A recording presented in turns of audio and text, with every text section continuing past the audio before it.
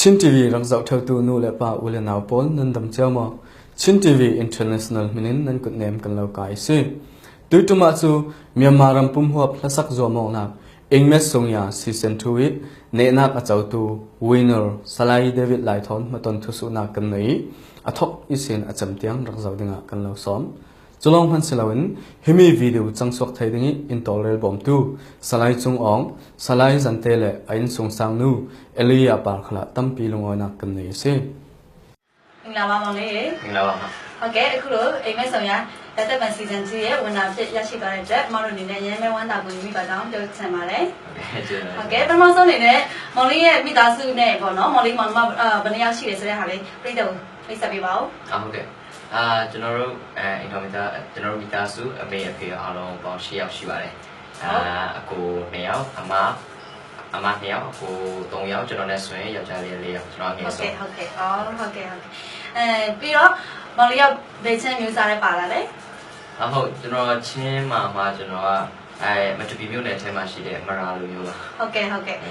ဘလို့ဖြစ်လေကြာတာတည်းအောင်မြင်စင်ရတဲ့အတွက်ဝမ်းသာပါတယ်ပြီးတော့မောင်လေးရဲ့အတိုင်းဝိုင်းထဲမှာဒီလိုတချင်းဆိုတဲ့အမှုပညာနောက်ခံနေများရှိလားတော့မဟုတ်တယောက်တည်းပဲချိန်နေတဲ့ဒီပိုးတွေဝင်လာပြီလေဒါဆိုဒီအနုပညာဂီတာပေါ့ဟုတ်ကဲ့ဒီဂီတာကပထမဆုံးအနေနဲ့တော့ကျွန်တော်ရဲ့အဖေတို့ပေါ့နော်ဟုတ်အဆိုဆုံးတော့အဖေရောဗျာအဖေကလည်းဒီလိုမျိုးကိုသူကဝါသနာပါတယ်အရင်ထက်ရှိတယ်ဒါပေမဲ့လည်းသူတို့ခင်းတဲ့သူတို့ခါဒါအခြေအနေပေးရတယ်ဖြစ်မှာပေါ့နော်ဒါပေမဲ့ကျွန်တော်အခုအမတွေဖက်ရောက်လာတော့လည်းအကိုကလည်းတရှင်ရေးဝါသနာကိုအကိုမနှစ်ယောက်လုံးကလည်းအဆိုတွေဝါသနာပါကြပါတော့ဒါပေမဲ့သူတို့ကအများကြီးတော့ gospel ဖက်ကိုပြီးဆိုလို့ရှိတယ်ဒီတော့ဒီဖက်ဒီအပြင်လောကမှာတော့သူတို့ကျွန်တော်ပေါ့ဖက်တော့မရှိပါဘူးဒါပေမဲ့သူတို့ရဲ့ဒီဆိုကိုသူတို့ရဲ့လုံဆောင်ချက်တွေကိုကျွန်တော်ကလည်းအများကြီးအတူယူပြီးတော့သူတို့ကြောင့်ပဲဟုတ်ကဲ့သွေးတွေကစကားပြောသွေးရစကားပြောလို့လည်းပြောလို့ရတယ်လို့ပြောဆိုသူတို့ကြောင့်ပဲကျွန်တော်ပညာရရတယ်လို့ပြောဟုတ်ကဲ့ပြီးတော့မောင်လေးဒီအိမ်မက်ဆောင်ရကိုဘယ်လိုကြိုင်စစ်သွားလဲဆိုတဲ့ဟာလေးပြောပြပေးပါဦးဟုတ်ကဲ့အိမ်မက်ဆောင်ရပြောဆိုဒီက season 2ဆိုရရတဲ့ပန်ဆိုတော့ဟုတ်ကဲ့အရင်မရှိတော့အရင်တော့အိမ်မက်ဆောင်ရ season 1 to 10ပေါ့နော်ဟုတ်ကဲ့အဲ့မှာကျွန်တော်ကြည့်ဘူးတာတော့1 2ထိကြည့်ဘူးတယ်ဟုတ်ကဲ့အဲ့ကြည့်ပြီးတော့ကျွန်တော်အဲ့ကလေးကအိမ်မက်ဆောင်ရကိုစတင်ဖို့စိတ်ပါခဲ့တယ်ပေါ့နော်ဟုတ်ကဲ့ဒါပေမဲ့အတက်ကအဲ့တော့တော့ငယ်သေးတယ်အချိန်ကြီးမပေးသေးဘူးဒါပေမဲ့လည်းကျွန်တော်အိန္ဒိယပြန်ရောက်ပြီး season 1ပြီးခါနီနီထိပေါ့နော်ကျွန်တော်နည်းနည်းပါကြည့်လိုက်မိတယ်တကယ်မှအကိုအမတွေဖြစ်ကျွန်တော်ညီတွေဖြစ်ကျွန်တော်ပြန်ရလို့ပြောတော့သူတို့အားပေးတယ်ဘယ်လိုပြန်မလဲဆိုတော့Facebook မှာပဲ phone တွေပါတင်ပြီးတော့နော်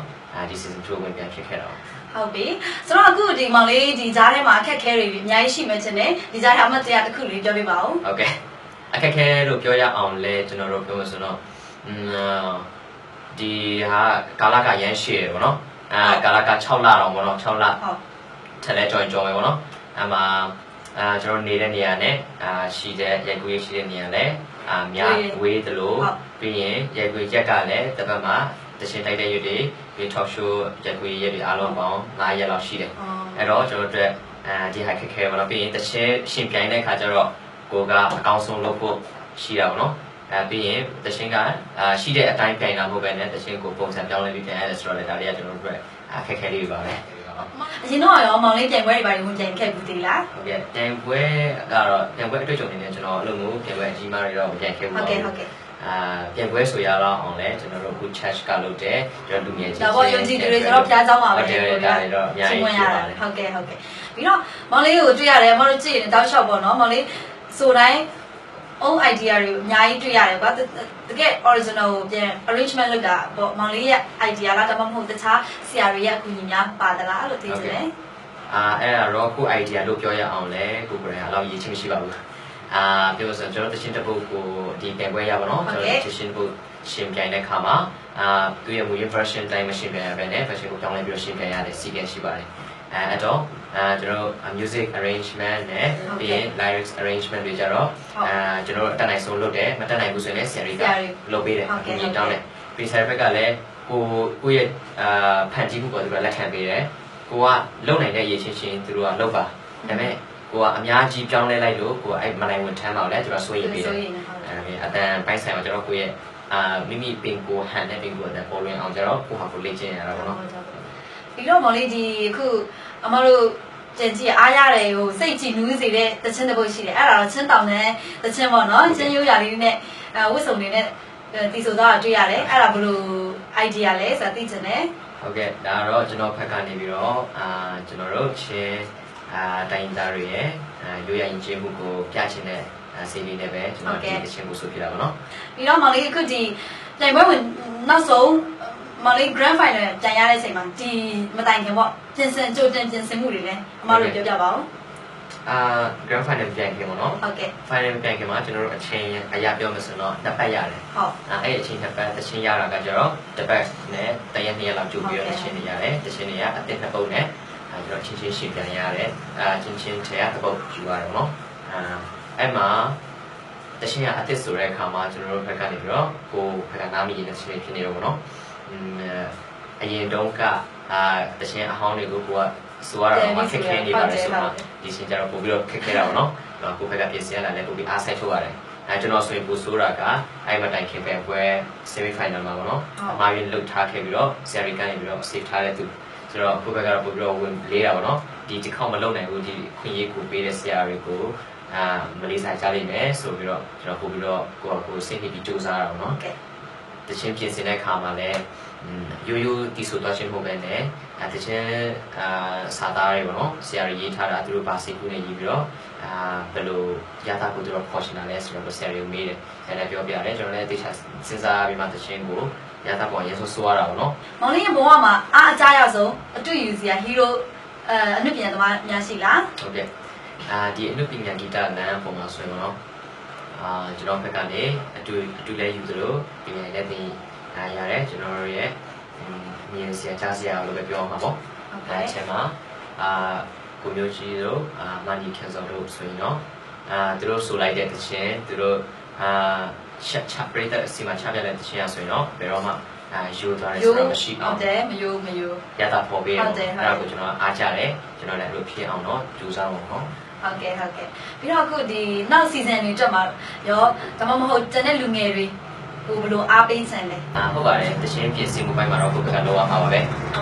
ဒါပေမဲ့လည်းကိုယ့်ဘက်ကပို့ပြီးအရေးကြီးတာတော့စိတ်သက်ပြင်ဆင်ရအောင်နော်ဟုတ်ကျွန်တော်ဆိုရင်လည်းအိမ်ဝက်တစ်လျှောက်ကြာရှုံးတာတွေအများကြီးကြုံရတယ်ပထမ week မှာတင်အရာအောက်ကိုကျသွားတယ်ဟုတ်ကဲ့ဒါပေမဲ့ကျွန်တော်ကြာပေးမဲ့လည်းနောက်တစ်ပတ်အကောင့်ဆုံးလုပ်မယ်ဆိုတော့စိတ်ကိုမနှဲပြန်ယူရတယ်ပေါ့နော်စူးစမ်းနေတဲ့စိတ်ပေါ့စူးစမ်းနေတဲ့စိတ်ဆရာတွေကိုညနာပြည့်စုံရှင်ဘူးပြီးတော့ကျွန်တော်အဖေပြည့်တဲ့တွေရှိတယ်ဆိုတော့ကိုက voting နေလည်းမြင်တော့သူတို့ကိုလည်းစိတ်ပြည့်စုံရှင်ဘူးအဲ့တော့ပို့ပြီးစူးစမ်းတယ်အဲ့ဒါကြောင့်ကိုကကြာရှုံးနေတဲ့ဟာကိုအခွင့်ကောင်းယူပြီးတော့စီတဲ့ပြင်တင်ဖို့တော့ကျွန်တော်အားပေးရှင်ပါတချင်းရတာမရတာဒီကမို့ကျွန်တော်ဆိုရင်တော့တချင်းတွေသူများထက်ဆိုင်တော့များအားနေပါတယ်ဟုတ်ကဲ့ဆိုနေတဲ့တချင်းမစားသားမိတာတို့ဘာလို့ရှိရလေမောင်လေးကဟိုစိတ်လှုပ်ရှားလို့လားဘာဖြစ်လို့လဲဒါပြောမှဆိုတော့ကျွန်တော်ကိုယ်တိုင်ကအဲ့ဒီမှာလေ့ကျင့်မှုအားနေတဲ့တွေလည်းပါတယ်ပြီးတော့တချင်းကိုကျွန်တော်အရန်စိတ်ထဲမှာစဉ်းစားတာလွန်သွားတယ်ပေါ့နော်ပြီးတချင်းရတာကိုအဓိကမထားမိတော့ပဲနဲ့တချင်းအခွင့်အဝိုက်တွေမှာဘယ်လိုမှအောင်ဆိုလဲဆိုတာတွေကိုအာယုထားလိုက်ပြီးတဲ့အခါမှာအဲ့ဖက်တချင်းစာသားတွေမှာအားနေသွားတယ်ပေါ့နော်ဟုတ်ကဲ့ပြီးတော့အခု grand final နောက်ဆုံးတိုင်တဲ့အချိန်မှာမောင်လေးကတော့3ယောက်တိုင်ရတော့တာလေတိုင်ရတဲ့အချိန်မှာတယောက်နဲ့တယောက်စိတ်ခံစားချက်ဒါမှမဟုတ်မောင်လေးဒီဝင်းသားမရဘူးဆိုရင်ဆိုတဲ့စိတ်ကလေအကယ်၍ဆိုတဲ့စိတ်ကပြင်ဆင်ထားမှုရှိလားဆိုသိချင်တယ်အဲ့လိုကျွန်တော်တို့ဒီ grand final တိုင်ခင်ဂရေကဒါတော့ကျွန်တော်အချင်းချင်းပေါ့နော်ပြီးတော့grand final မှာဒါပြန်လိုက်တဲ့အခါမှာကျွန်တော်တို့စိတ်ပေါ့ပါပြန်နေအောင်နဲ့ပြန်ပြီးတော့ဘယ်သူစုရပေါ့နော်ဘယ်သူပဲနေရ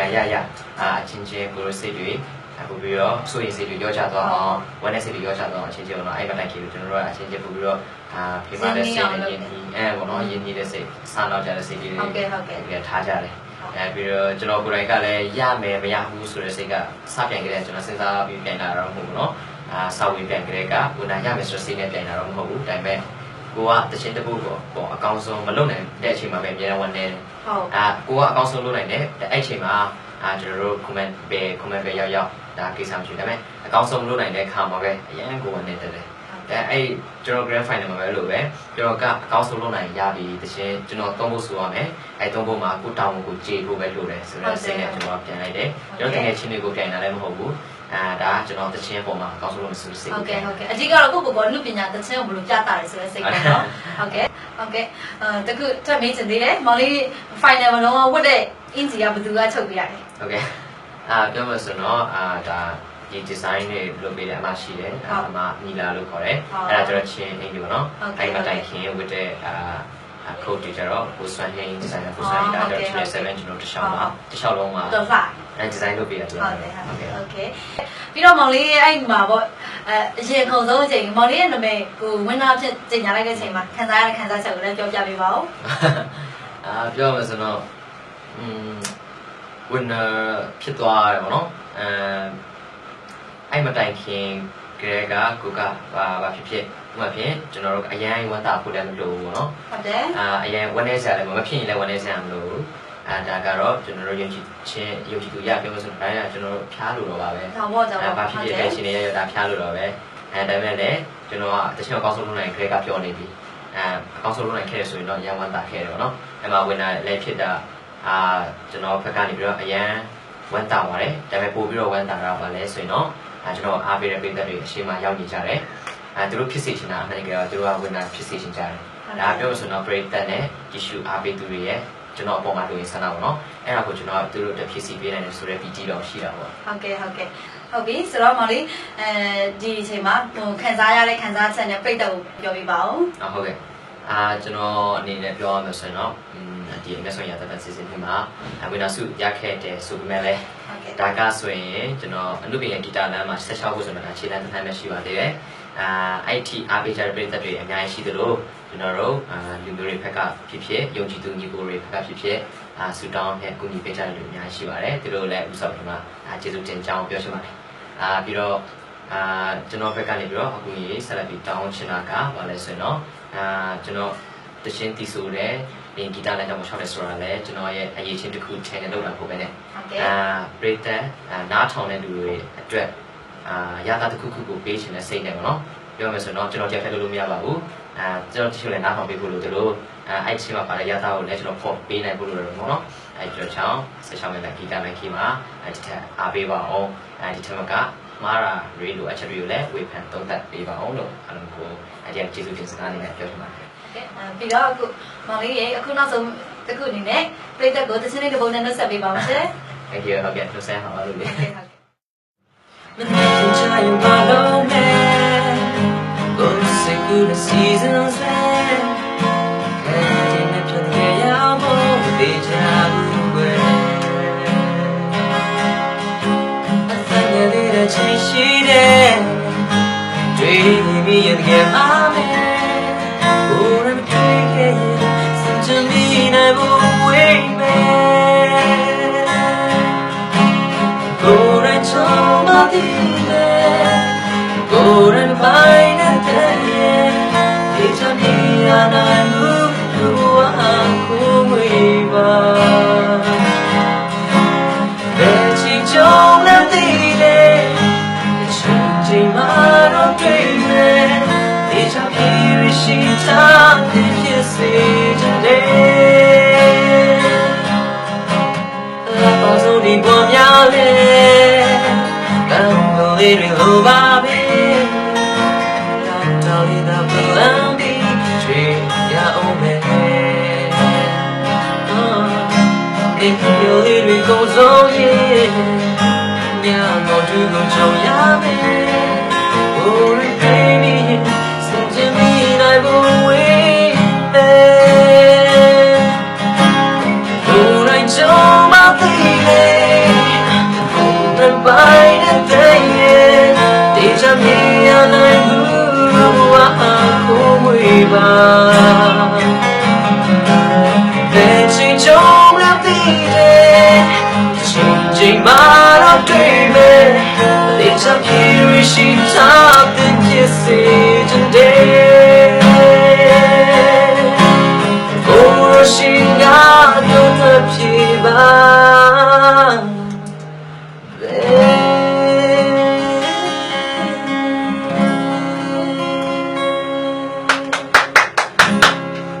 ကောင်းပြီရင်ခေါ်ရပါတယ် Thank you